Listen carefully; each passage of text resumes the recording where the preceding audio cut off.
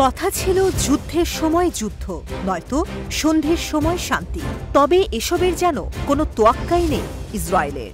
তাই হয়তো একদিকে যখন মিশরের বৈঠকে চলছে যুদ্ধবিরতির আলোচনা, ঠিক একই সময়ে জায়নবাদীদের গোলার আঘাতে কাঁপছে গাজা। শেষমেশ যখন শর্ততে সম্মত হল গাজার স্বাধীনতাকামী গোষ্ঠী হামাস, তখন নেতানিয়াহু প্রশাসন বলছে আরও আলোচনার সময় চায় তারা।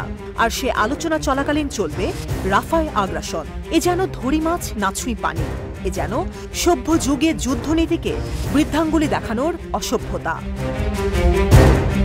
গোটা বিশ্বই বর্তমানে সমালোচনা করছে ইসরায়েলের এই দ্বৈতনীতি। তবে সরাসরি মুখ খুলেছে ইরান।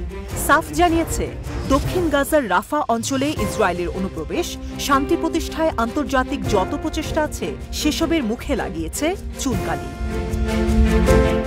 তেহরানের পররাষ্ট্রমন্ত্রী নাসের কানানি আরও বলেন, আন্তর্জাতিক হুঁশিয়ারি উপেক্ষা করেই রাফায় 15 লাখ মানুষের ওপর নিপীড়ন চালানোর পরিকল্পনা ইসরায়েলের, যা অচিরেই অঞ্চলটিতে ডেকে আনবে মানবিক বিপর্যয়। রাফা গাজার সর্বদক্ষিণের অঞ্চল।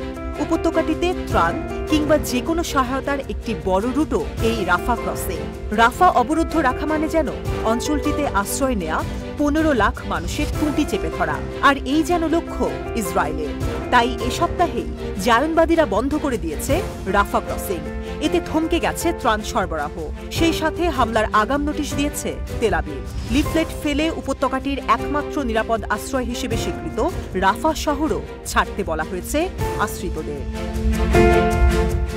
এরই নিন্দা জানিয়ে কানানি বলেন, তেল আবিবের এই বর্বর পদক্ষেপ শুধু গাজা নয়, আন্তর্জাতিক শান্তি ও নিরাপত্তার জন্য হুমকিস্বরূপ। তবে শুধু সমালোচনা নয়, সমাধানও প্রস্তাব করেছেন ইরানের এই কর্মকর্তা। বিবৃতিতে তিনি বলেন, তাৎক্ষণিক এবং নিঃশর্তভাবে উপত্যকাটিতে আগ্রাসন বন্ধ করলে লাভবান হবে দুই পক্ষই। আর সেটি করতে ইসরায়েলের শাসকদের ওপর চাপ বাড়াতে আন্তর্জাতিক মহলকে আরও তৎপর হওয়ার আহ্বান জানান তিনি। ইসরায়েলের বিরুদ্ধে যতবার মুখ খোলে ইরান, বাদ যায় না চিরশত্রু যুক্তরাষ্ট্র। এবারও হয়নি এর কোনো ব্যতিক্রম। কানানি বলেন, রাফাতে যুদ্ধাপরাধ ও রক্তপাতের দায় বর্তাবে ওয়াশিংটনের ওপর। তবে এবারই প্রথম নয়। ইসরায়েলের বিরুদ্ধে যুদ্ধের শুরু থেকেই সরব ইরান। 7 অক্টোবর হামাসের আল আকসা ফ্লাড অভিযানের সমর্থনে হামাসের পাশে দাঁড়ায় তেহরান। এমনকি লেবাননের হিজবুল্লাহ, ইরাকের কাতাইব হিজবুল্লাহ সহ ইসলামিক রেজিস্ট্যান্সের একাধিক গোষ্ঠী এবং ইয়েমেনের হুথিদের চলমান প্রতিরোধের নেপথ্য নায়ক হিসেবেও ভাবা হয় ইরানকে।